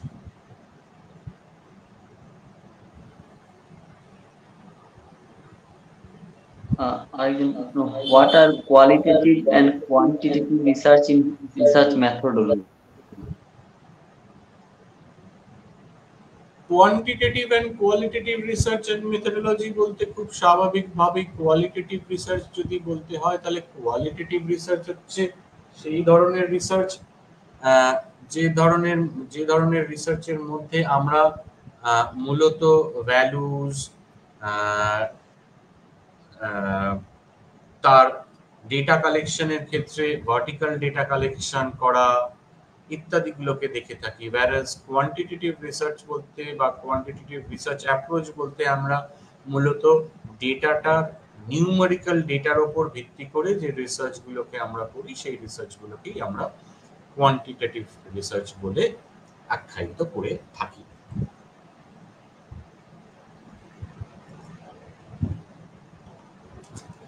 আচ্ছা, আমার একটা প্রশ্ন, স্যার, এই মিক্সড মেথড মানে পলিটিক্যাল সায়েন্স রিসার্চের ক্ষেত্রে এত গুরুত্বপূর্ণ কেন? মানে এটা কি মানে প্রথমের দিকেও রিসার্চের ক্ষেত্রে ছিল, না নতুন করে এটা? সেটা আমি বলা শুরু করেছিলাম যে মানে আমরা কিন্তু মিক্সড মেথডটা কিন্তু এটা কিন্তু খুব রিসেন্ট ফেনোমেনন। মানে ট্র্যাডিশনালি পলিটিক্যাল সায়েন্স কিন্তু সোললি কোয়ান্টিটেটিভ আর কোয়ালিটেটিভ মেথডের ওপরেই কিন্তু নির্ভরশীল, এবং কোয়ান্টিটেটিভ এবং কোয়ালিটেটিভ অ্যাপ্রোচ কিন্তু তাদের বিভিন্ন লিমিটেশনস গুলো কিন্তু আস্তে আস্তে আমরা দেখতে পাচ্ছি। মানে সে কিন্তু ফুল গোটা ছবিটাকে কিন্তু সামনে নিয়ে আসতে সক্ষম হচ্ছে না। তাই আমরা চেষ্টা করছি কোয়ান্টিটেটিভ এবং কোয়ালিটেটিভ এই দুই পৃথিবীরই যে সব থেকে ভালো গুণগুলো আছে সেগুলোকে একটা জায়গায় নিয়ে এসে একটা কিছু এক্সপ্লোর করা, যেটা আরো পাওয়ারফুল মেথড হিসেবে আমাদের সামনে আসছে। এই পাওয়ারফুল মেথডটা কিন্তু এখনো পর্যন্ত এই পাওয়ারফুল মেথডের কিন্তু মানে একটু অভাব আছে, কারণ mixed method is particularly well suited for research questions that demand a multifaceted approach. That's the thing. এখন আমি তাই জন্য উদাহরণ হিসেবে আগেই বলেছিলাম যে হিস্টোরিক্যাল অ্যানালিসিস হলে আমি কখনোই মিক্সড মেথড করব না, খুব স্বাভাবিকভাবে সেখানে আমি কোয়ালিটেটিভ মেথড করব। তাই আমাকে অ্যাজ এ রিসার্চার বুঝতে হবে। এবার আমি যদি বুঝতে চাই যে যে একটা পলিসি কিভাবে ইমপ্লিমেন্টেড হচ্ছে লোকাল লেভেলে, তাহলে আমি যদি একটা পদ্ধতিতে করি, আমি বলছি না সেটা বুঝতে পারবো না, অবশ্যই বুঝতে পারবো, কিন্তু আমি যদি মিক্সড মেথডে করি তাহলে আমার বিশ্বাস যে আমি আরো ভালো করে স্টেক হোল্ডারদের বক্তব্য, পলিসিকে আরো ভালো করে সাজানো গোছানো করার যে দায়িত্ব, সেইটার ইমপ্লিমেন্টেশন প্রসেস এবং অবশ্যই ইমপ্লিমেন্টেশন প্রসেস এইটাকে কিন্তু আমি আরো ভালো করে ধরতে পারবো যদি আমি মিক্সড মেথড করি। তাই মিক্সড মেথড কিন্তু একটা চেষ্টা, একটা প্রচেষ্টা, যেখানে কোয়ান্টিটেটিভের লিমিটেশন, কোয়ালিটেটিভের লিমিটেশন দু জায়গাতেই আছে। দু জায়গাতে থাকার সত্ত্বেও এই মিক্স মেথডটাকে আমরা নিচ্ছি, যাতে দুটো পৃথিবীরই ভালো গুণগুলোকে এক জায়গায় করে নেওয়া যায়। যেমন কোয়ান্টিটেটিভ লিমিটেশন কি? কোয়ান্টিটেটিভ লিমিটেশন হচ্ছে কোয়ান্টিটেটিভ ডেটা একদম ইমপার্সোনাল। এখানে হিউম্যান বিহেভিয়ারের কোনো আলাদা করে বিশেষত্বকে খোঁজার চেষ্টাই হয়নি। অপর ক্ষেত্রে কোয়ালিটেটিভ ডেটার প্রবলেমটা কোথায়? Qualitative data is very subjective এবং জেনারেলাইজেবিলিটি করা খুব কঠিন। মানে আমি 10 জনকে নিয়ে তার গল্প কথা শুনছি, কিন্তু প্রচন্ড রকম ভাবে সাবজেক্টিভ। অবজেক্টিভ, ইট ল্যাকস অবজেক্টিভ। তাই আমি যদি দুটো পার্টের ল্যাকিংটাকে নিয়ে দুটো পার্টের ভালো জিনিসটাকে নিই, তাহলে দুটো পার্টের ভালো জিনিসটা কি? এই দুটো পার্টের ভালো জিনিস হচ্ছে যে কোয়ান্টিটেটিভ ডেটা আমাকে প্রচন্ড অবজেক্টিভ জিনিস দেবে, আর কোয়ালিটেটিভ ডেটা আমাকে প্রচন্ড স্পেসিফিক জিনিস দেবে। আমি দুটো জিনিসকে যদি অ্যাপ্রোচ করি, তাহলে দুটোর স্ট্রেংথটাকে যদি অ্যাপ্রোচ করি এবং দুটোর উইকনেসকে যদি আমি সরাতে পারি, তাহলেই আমার এখানে বলতে পারবো যে আমি বেসিক্যালি মানে সেটাই আমার কারণ for using mixed method in political science. Thank you sir. খুব সুন্দর আজকের আলোচনাটি হয়েছে।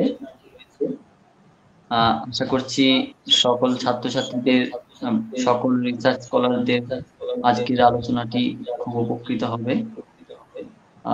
আজকের আলোচনা আমরা এখানেই শেষ করছি। সকলকে অসংখ্য ধন্যবাদ। স্যার, আপনাকেও অসংখ্য ধন্যবাদ। শুভরাত্রি। Thank you.